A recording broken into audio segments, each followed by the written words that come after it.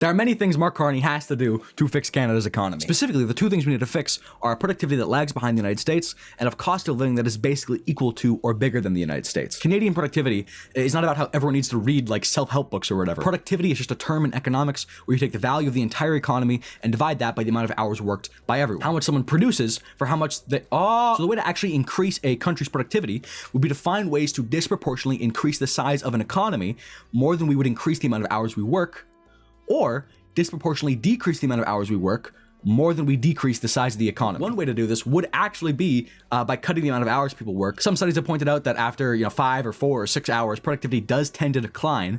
But one of the easiest ways we can do this is in fact by kicking down into provincial trade barriers. The United States has been able to operate a country with 0 internal trade barriers for years now. So we should probably be able to do this as well. This is one of the few things where if we got rid of internal trade barriers, we would boost the economy and people would lose their jobs.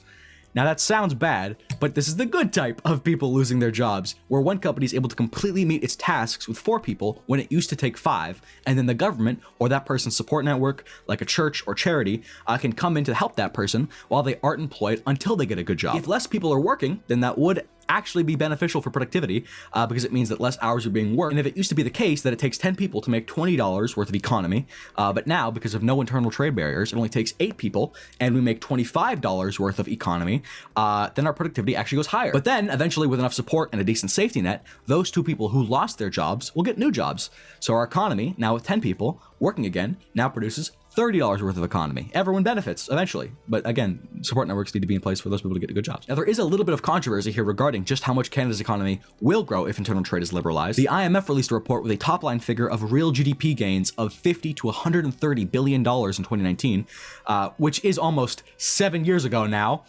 Think about that one for a second. And the Macdonald-Laurier Institute released a paper in 2022 that said that mutual recognition between provinces would grow Canada's GDP by $100 to $200 billion. However, the Canadian Centre for Policy Alternatives came out a little bit ago and talked about how the big numbers you've probably heard before regarding internal trade barriers are almost certainly overblown. And I do think that essay brings up some good points. However, I also think that it absolutely misses the mark a little bit. In the article, it implies that the economic benefits would be less than 1%, and I think that's a load of bunk. Now, even I'll admit that it's starting to sound like the largest boost in the economy we'd get from liberalizing trade amongst provinces would honestly just come from the fact that if we did just liberalize trade amongst the provinces, then we wouldn't waste all this goddamn time talking about liberalizing trade amongst the provinces. However, I'm no expert in internal trade barriers, so let's just be conservative and go with a mix between the non-inflation adjusted numbers of $50 billion to the Canadian economy and the inflation adjusted numbers of $64 billion to the Canadian economy that was released by the 2016 Canadian Journal of Economics in volume 49, issue 1. I know so many people probably left at that point, but I'm still going to truck along. Taking Canada's GDP from where it is now of 2.5 trillion to 2.565 trillion or 2.615 trillion for a quick 2 to 2.5% growth in Canada's real GDP. But that was the easiest way to increase productivity.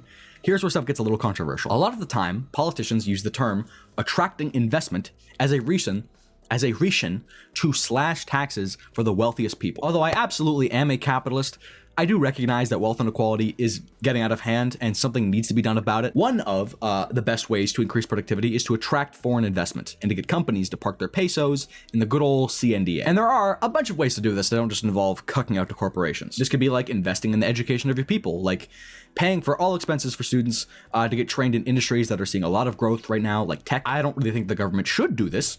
But this is just what I'm saying, like in this vein would be smart. If you have 1,000 young people as a country, would you rather them go into fields of like wheat or like working an oil rig? Or would you rather them sit on their ass all day and become a computer programmer? Hint, it's number C. However, you run into a little bit of a problem here. Already speaking, Canadian citizens are more educated than Americans, and Canada already has higher quality schools. But what happens is the people that the Canadian government spent all this money on just move to the United States and make 3x the money as computer scientists than they would here. Because not only will they make more money, but they'll also be taxed at a lower rate. And again, if you're like me and you look at the economy and realize that current trends aren't sustainable, wealth inequality and income inequality are too high right now. One of the best ways to combat wealth inequality is through taxation. So we don't really want to lower taxes. But not only do companies leave countries and park their wealth in other places to take advantage of lower taxes, individuals do that as well. So if we don't want to lower taxes, we'll need to think of other ways to increase investment. And the main reason that America has been skyrocketing past Canada and Europe is because of its tech sector. So one of the best ways that we can capitalize on this and increase the amount of investment we get specifically from the tech sector? Well, already speaking, Canada is primed for the new data center and quantum computing craze. Without making this video about quantum computing or AI or anything like that, Canada's geography specifically lends a hand towards this type of facility. You need lower temperatures to keep computers from running too hot. And also you need a lot of electricity to power these computers. In my opinion, Canada should try to exploit this advantage immediately. I think it would be a pity for Mark Carney not to go about building things that aren't just railways and infrastructure projects, but also nuclear power plants. If Canada just made it incredibly cheap to use electricity here, and we didn't sell that electricity to the States, then companies would look at the costs and eventually they'd put money into this country. I did touch on this earlier. However, infrastructure projects are amazing ways to increase the productivity of your workers, especially because a big high-speed rail line isn't going to move to Texas and become a streamer after getting a computer science degree. Jesus Christ. Infrastructure projects are, in fact, key for increasing a country's productivity because you know that almost all the benefits will be going to your country and your country only. Even if other people use your infrastructure projects, like let's say, I don't know, tourists in Japan, they're still benefiting your economy by being a tourist. However, typically speaking, some taxes would need to be lowered if we really want to attract investment. Making it so that top programmers and people who are the best in their field stay in this country instead of going south is important. And of course, we could just do what Ireland does and become a tax haven. Becoming a tax haven has been pretty much the only reason that Ireland has, on paper, become more wealthy per person than the United Kingdom. However, when you actually dig into the numbers, it doesn't actually benefit Ireland all that much. Yes, Ireland's productivity is much higher than the United Kingdom's, but most Irish people don't see any of that well. Although GDP per capita in Ireland is almost $134,000 a year, the actual salary in Ireland is $100,000 less at $47,000 a year. So there are ways for your productivity to only really appear on paper by slashing corporate taxes. We don't really want that. It's a tricky balance because one of the reasons I keep harping on about wealth inequality is because it is a problem. Inequality is a drag on growth. Any study that measures wealth inequality against growth in GDP shows that there is far more than an insignificant correlation. And we want higher growth. We want more growth. And I know that this video probably isn't representing my honest opinions that well, so I'll probably make a video strictly on wealth inequality and the best ways I think we should address it. But honest to God, I really don't have the information required to tell you what the exact tax strategy should be. That being said, it should be high enough to cut down on wealth inequality and make sure that large companies pay into our economy, but also low enough to keep our most skilled workers. But besides taxes and input costs, making it less profitable to set up shop in Canada, there's two more sides of a coin I want to talk to you about. It's a pretty weird looking coin. Deregulating and investing in education and research. You may already be saying, but Hudson, you already talked about investing in money into education, and you said it was dumb because people would just leave. Well, number one, no, I didn't. All right, obviously you have to invest in the education of your country. No one is gonna set up shop in a place run by goofballs and goombas. We should just make it so companies are willing to set up shop in our country first before doing things like hypothetically subsidizing costs of getting a degree in industries with a lot of growth, so that we can minimize capital flight and brain drain. And number two, what I'm talking about is investing in the education of your country. We all know the internet is pretty important, but not everyone knows who invented it, and that was fucking Al Gore, baby. The internet was basically invented by an American initiative called ARPA, where under the guise of the military, the American government would fund things that could be useful for the defense sector, but mainly for long shot bets. And it was under this program that what became the internet would be made. But for now, ARPANET, I swear to God, that's what they called it, was a small network of a handful of universities on the West Coast, UCLA, UC Santa Barbara, Stanford, and fucking Utah. I don't know how they got here, but anyway, when the internet was actually being created, the reason it started was because of well-funded universities and the people from there. But luckily, this is something that Mark Carney has actually already talked about doing. He already announced in June that Canada would be forming Borealis, the Bureau of Research, Engineering, and Advanced Leadership in Innovation and Science. The name aside, this is actually great. If we want Canada to leapfrog the United States in important things, then we need to be willing to shell out some money to get ahead. I would love to see Canada become a leader in quantum computing, artificial intelligence, and cybersecurity. But the last thing I want to talk about also harps on cutting out the corporations by making sure that it is easy to build here. And yes, I am asking for regulation review, potentially deregulation here. Any amount of regulation that is either made worthless due to conflicting regulations at higher levels, meaningless because of outdated reasons, or written to be for the environment, when in actuality, all it's used for is to stop building and to allow companies and NIMBYs to slow development. I'm looking at you, California Environmental Quality Act, signed into law by then Governor Ronald fucking Reagan. Easily the worst thing he's ever done. I'm kidding. Should be gotten rid of, ripped up, chewed on, and then out and then burned. That is everything that I think would boost Canadian GDP by boosting productivity and investment. Onto the cost of living crisis. Already I've told you how Americans make more per hour than Canadians. So the fact we have a similar cost of living right now should tell you something. Most notably, people almost always strictly think of housing if the Canadian cost of living is mentioned. And fair enough, I mean, Toronto and Vancouver have objectively some of the largest housing bubbles ever, but there's so much more at play here than just housing. Like groceries. L.TO is the ticker symbol of Canadian grocery store powerhouse Loblaws. Loblaws has been coming under increasing amounts of fire due to them basically being a monopoly in the Canadian grocery market. And also, hypothetically speaking, using that position as a grocery monopoly to charge higher and higher prices on Canadians than they should be. There are probably some Americans right now thinking, oh yeah, right, I've never heard of this company. I'm sure they're not that bad. Well, in 2021, Walmart had earnings of $18.12 billion on $567 billion of revenue. However, in fiscal year 2025, they had earnings of $20.2 billion on $674 billion of revenue. This means that in 4 years since the COVID pandemic, the revenue has grown roughly 18%, or roughly 4.5% per year, which for this demonstration isn't actually a bad thing, considering that their earnings only grew roughly 11% in that time, meaning Walmart isn't actually gouging their customers. In fact, if this was 100% indicative of their cash flows, which I don't really care to look into right now, then that would mean that they've been raising costs less than the actual inflation rate, and their profit margins are actually shrinking. Not only that, but looking into their income statement, they have $685 billion in revenue, but their cost of goods are astronomical at $514 billion.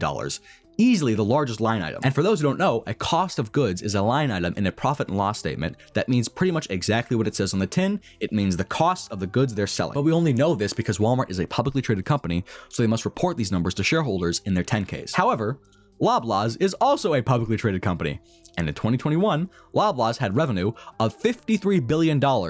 On that $53 billion, they had earnings of $1.91 billion. In fiscal year 2024, they had a revenue of $61 billion and earnings of $2.64 billion, meaning their revenue roughly only grew a measly little 14%. However, do you know how much their earnings grew? Like the actual profit? Surely, if they weren't taking any off the top, then we'd expect their profit margins to stay the exact same, and thus their earnings would grow at the exact same rate as their revenue. Do you want to know how much their earnings grew in these 4 years? 38%! I wrote like a huge section for this video, but I cut it out because I want to make it its own video. But that is absolutely insane. Expect my next video to be on about Canada's monopoly problem and have that section I cut from this video script. But typically speaking, smaller countries like Canada and especially Australia have this issue where to try to fend off from the American brands with their large-scale infrastructure and quite deep pockets, they end up completely emboldening homegrown Canadian monopolies that take advantage of their positions like this. And it does make sense why our government does this. Can you imagine trying to go to the United States and then being like, "Hi, Mr. President, your multinational corporation is kind of taking advantage of our consumers. And so we've been thinking how we kind of maybe want to break up your company as a monopoly and split off its Canadian locations into its own independent business." But there needs to be some sort of healthy balance between that and Jesus fucking Christ, I can't afford to eat. But it's not just food. Shelter is also becoming increasingly pricey. And we know this. However, something you might not know is just how useless the federal government is for addressing this type of issue. Say it with me all. Levels of government. Fucking we live federalism. The federal government, specifically in this context, the Prime Minister of Canada, Mark Carney, can't really do all that much. So let's look at the specific things they can do. Something they talked about during the election, and something I have infamously talked about on this channel, is MIRB legislation. But without giving you the breakdown on why I mentioned MIRB legislation previously, let's just go into an honest review of MIRB legislation, because it definitely isn't perfect. This specific legislation, when it was enacted in Canada for about a decade, was incredibly successful. Around 195,000 units were built, and of course, MIRB legislation is good if you care a little bit about things like not hurting boomers by killing their property value, because yes, no matter what, if you build homes, that affects the home prices of other types of homes, but you can specifically target which types of homes to build to lessen the negative impacts of falling house prices on people who might have loans against their house. And my guess is old people typically don't really have a duplex or a triplex. They probably just have a normal single family home, and they probably also go on their computer and they join the Discord like every other person should. Join the Discord for the channel. Join the Discord for the channel right now. Go to the join. And by the way, I'm gonna live stream when Pierre Poilievre does his by-election on the 18th of August. So join the Discord channel when that happens to learn more. I'm serious right now. Join the Discord. On the 18th. But what do I know about the housing habits of old people? My grandmother cursed and said "damn" in 1958 when she saw my grandfather being shot in the head by a rotten burglar and then went straight to hell. So I don't know. Now, although MIRB legislation is great because it specifically incentivizes the construction of multi-unit housing, which helps the housing shortage because 2 is bigger than 1. And it's been done before, meaning we know what we're doing here and we can probably implement it again, but even better, there are actually problems with MURB legislation. One paper said that in incredibly dense places like Vancouver, specifically, MURB legislation doesn't really help to increase building because it doesn't address the underlying issue of that entire city. The underlying issue of that entire city being run by the type of guy who like owns a bar with a sign out that says like free drinks tomorrow. And so like you're like, oh, okay, cool. And so like you go home and like you wait a night and you come back to the bar and you ask the bartender like, hey, you know, can I get a free drink? And he said, no, the sign says free drinks tomorrow. And because the sign doesn't change ever, so that's the joke, is that you never get the free beer. And then you're like, oh, okay, I guess I'll buy something. And then he suckers you into buying like a Stella Artois. Why would anyone drink Stella Artois? Because Vancouver doesn't even allow for anyone to buy any land for development. It's like increasing the amount of bananas on top of the Empire State Building and then expecting the monkey to climb it up faster. It doesn't really matter how much you increase the incentive here. My bro is not making it up that. Something that actually has worked, however, is the Housing Accelerator Fund. Now, no one knows what the Housing Accelerator does, so I'm gonna explain it like right now. All the Housing Accelerator Fund does is give money to city and municipal governments if they implement pro-housing policies. These policies vary widely from place to place, but they encompass things like zoning bylaw amendments to selling off unused municipal land. If you live in a city with 10,000 people or more, you can probably just Google the name of your city, then Housing Accelerator Fund, and learn about all the stuff they're doing to make it easier to build. Down below, I can see that Winnipeg, the greatest city ever, so long as you wear Kevlar and you don't step on any needles with chlamydia, had a target of 3,733 units either completed, under construction, or pending construction, but have actually got 4,307 by its December 5th, 2024 goal. This policy, out of everything I saw during the election, was the thing that actually looked like it would drastically reduce the price of housing, and not only is it still going strong, but funny enough, Pierre Poilievre wanted to actually get rid of it. Jesus Christ, thank God he didn't win. This, along with the really cool pre-approved home designs for each province, are actual ways that the Canadian government, I think, with the Liberals, will keep acting on this issue and will keep seeing results. I'm actually starting to feel like the Canadian government is starting to move effectively on these issues. And I encourage you guys to talk about all the things I've mentioned here, because although all of the plans put out by the Liberals are actually really good at fixing the problems, I can admit to any conservative that it might not feel like the government is fixing these issues because it isn't really talked about that much. Anyway, bye-bye. Okay, this is not the new outro. This is like just a temporary outro because I got to figure out how to get everything working right. Thank you to my tier 3 members. That includes Indigenous Guy and Penguin. Thank you to my tier 2 members. That includes Gus Sargent and Wilbur Burr and Evening Swan TV. And thank you to my tier 1 members, and that's Ocean Channel, Kyle and Chu Cha. Kyle, please tell me how to say that. Kaiser Kobe, PC Steve, and Evan. Bye-bye. I love all of you. Watch the video. Watch that video that you see on your screen.